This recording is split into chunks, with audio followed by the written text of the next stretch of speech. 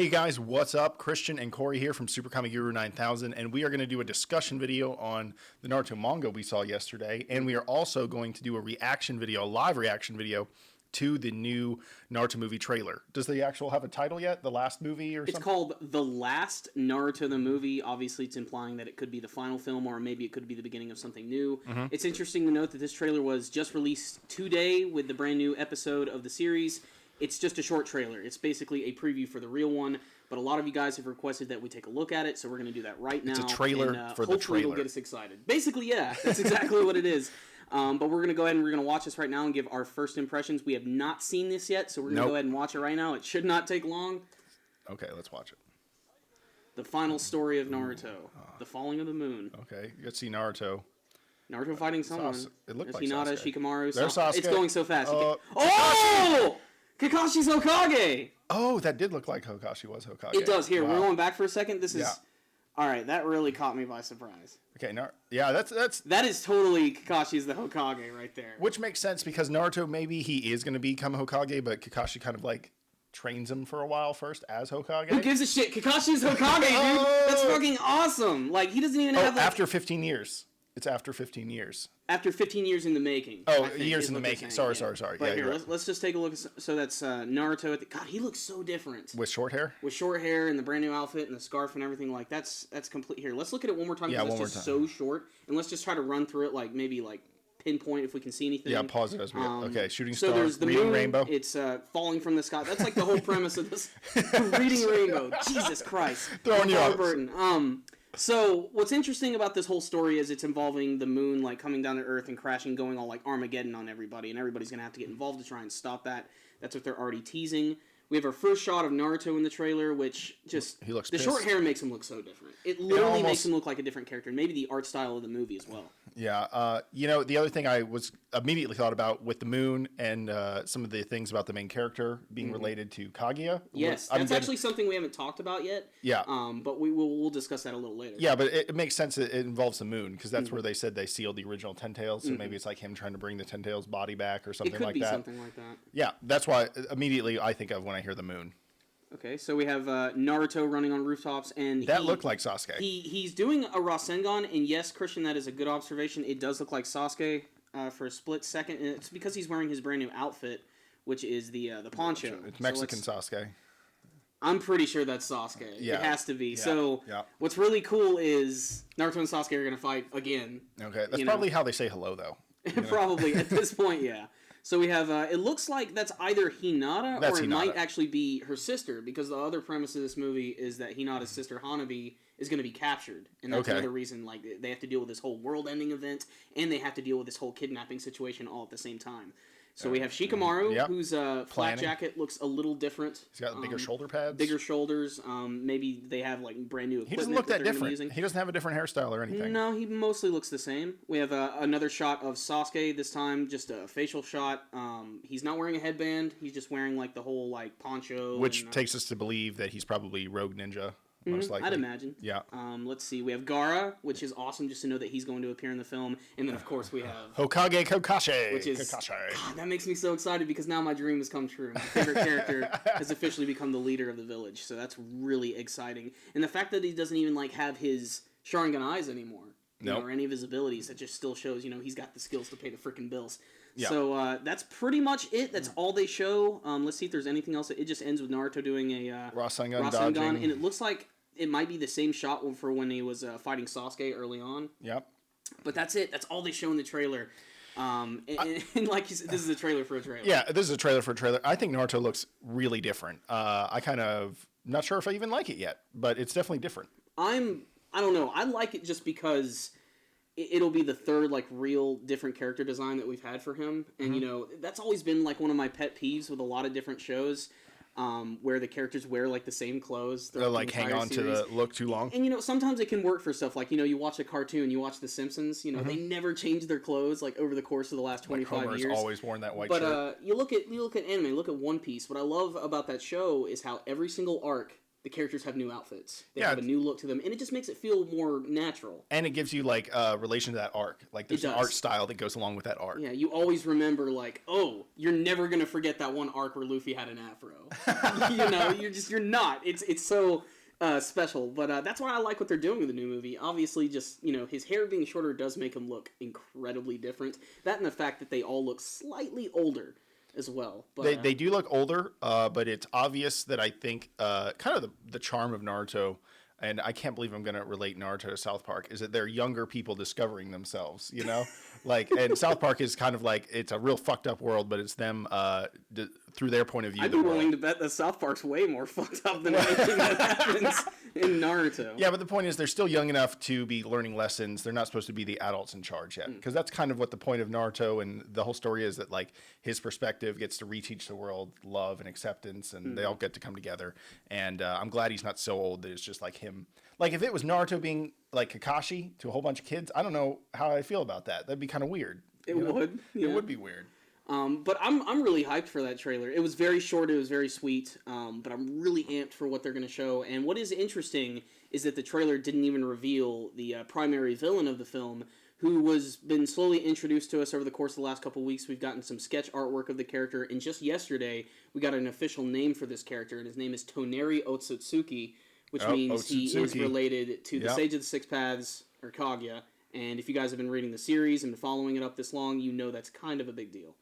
So, obviously, I think that a character that's related to Kaguya is important, because maybe we'll get some Kaguya backstory. And we have said time and time again that is the problem with the ending of Naruto so far, is that they introduced a, spoiler alert, I said it, spoiler alert, they introduced this really powerful person at the very end, and then gave us no real backstory except like some weird sort of crappy flashbacks, and even those were not that in depth. And it's so surprising, because this is a series that loves doing flashbacks and goes in depth with the characters.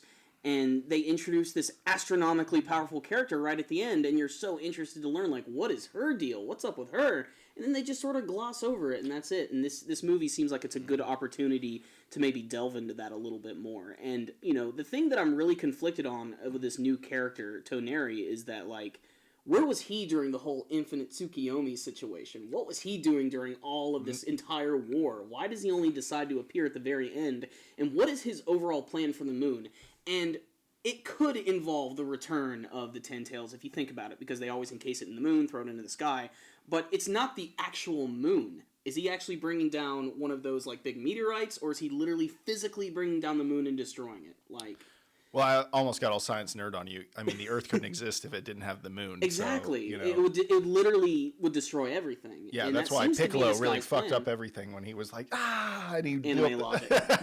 Anime logic. That it's a different world. Mm-hmm. It's a completely different set of rules. But I just want to see some Kaguya backstory in this movie, and I want it clearly explained how he's related to Kaguya and the whole Sage of Six Paths, and also I think it's really important that he's related to that, because by now Sasuke and Naruto are so damn powerful. Like no one else, especially by the end of the manga series, like who's gonna take them? Like who's gonna show up randomly and fight them? It's got to be someone related to this Sage of the Six Paths. And I mean that makes sense, because they still technically never defeated Kaguya. They just sealed her away. They just sealed her. They were never able to physically defeat her, so it's safe to say that this villain is going to be really interesting. And in the original artwork, it showed that he might have Byakugan eyes, and from what I can tell, it does seem like he does have them still, although in the character artwork, there is one panel where you can actually see the actual irises in the inside, so it might be like a variant of that of some kind, or maybe it's something new altogether. Like but that's all they've revealed. Rinnegan combo. Maybe I don't know about. Maybe he can turn them on and off like Sharingan. That's possible. Maybe like literally like a switch. He can go through every single eye. But they've really revealed nothing about this guy. If you guys want to get a better look at him, I'll put a link to the article about this character in the description box below, so you can take a look at the character artwork, and so you can check out this trailer if you haven't had a chance yet.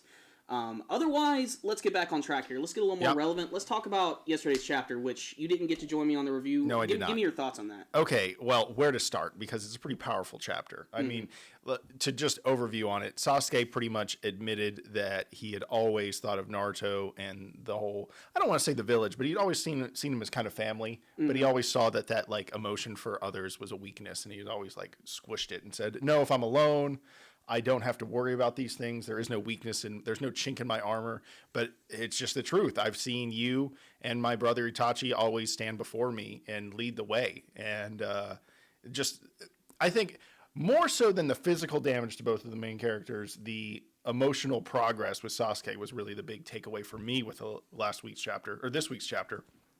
And obviously some beautiful symbolism with Naruto and Sasuke and the art design, not showing you their arms being damaged until the very end. And I like how, it's one of the few chapters where after I read it, like I went back and read it like 10 more times. I'm glad I didn't review it yesterday because I just read it like 10 more times. Like this morning, yesterday, I read it a bunch throughout yesterday. I was like, I feel like I may not be catching every little minute detail or like understanding Sasuke's motivation because even though I think you even said this in your review, even though he may have thought all these things, did he say them out loud or was it all just symbolic because he cried at the very end with that one teardrop? I didn't even notice that the first time when I was reading that. Like that's what made Naruto shut up and stop talking? Yeah, like that was, when I read that again and finally noticed that was probably one of the most powerful moments Sasuke's had throughout the entire series. And not a punch was thrown, so that's pretty freaking impressive, I think, for that character and for the author. And obviously, I think the artwork was great. Mm-hmm. And I love that first hint, which, again, I didn't notice until I reread it, where they wake up after beating the crap out of each other, and they're like, oh, God, it's morning already. And then you see Sasuke just look over, and then Naruto says, yeah, it's that bad. We can't even move right now, or otherwise we're just going to bleed out. And the way they build that up to that final shot where their blood is literally seeping into each other. It's like they're holding hands in some ways, or you could say they are one. They're blood brothers. They're blood brothers. Simply. And I don't know. It's a really amazing chapter. And obviously the battle's over. So that means we got 2 more chapters to go, 699 and 700, which is going to be in full color, which I can't wait to see what they're going to do with that, if they're going to try to tie that into this brand new movie, which at this point I'm fully convinced it's canon. Yeah, it's just what they're going to do is this is the epilogue, the end of Harry Potter, where Harry Potter sends his kid on the train. Like this is what that movie is. That's kind of what I'm seeing. It's just going to end the series with one more awesome fight scene and wrap up all those loose ends. And I think it's really a strategic plan not to tell us Kaguya's backstory, so they can save all that for this introduction of this new. And if they make a lot of money, they're probably just going to make more movies after this because they know they can. And if they can somehow bring in these new characters who are tied into the ones that we already know, like this brand new Toneri character, I think it can work. I think it can be interesting. I think by default at this point, Toneri is already the most amazing villain of the movie series, and we know nothing about him. Just the fact that he's tied. That's a bold statement. To the most powerful, villains of the series. I think there are some good Naruto villains in the movies, mostly in the later ones, like in Blood Prison. Blood Prison was very good. And of course I liked Road and Ninja because it's like the evil version of Naruto, and Tobi and Zetsu and all them are involved. Yeah. But this new guy, I'm really interested to see what he's about. Otherwise, it's funny because with Naruto ending, there's still all this new stuff that's coming out, so I'm really surprised. I just see that this Naruto chapter is ending, but there's much more Naruto content to come. But the other thing that I realized while reading the other chapter, you said this like 2 weeks ago to me, that you really hit home that the series is coming to a close. Mm-hmm. Like this week's chapter really did that for me. Like I was like, oh wow, like that's it next week, like that's it. So I was like, damn.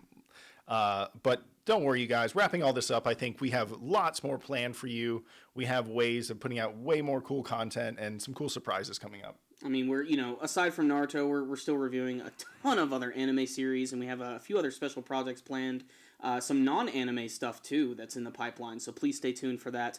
But, yeah, it's a good time to be a Naruto fan, so if you guys liked this video, please thumb it up, and please give us your comments about what you thought about this quick little trailer for a trailer. Like I said before, if you want to check out the concept art of this brand new villain, we'll put links for all that stuff in the description box below. Before you guys leave, make sure to go ahead and subscribe to our channel if you haven't already. You can do that by clicking on our channel icon. You guys can also follow us on Facebook and on Twitter.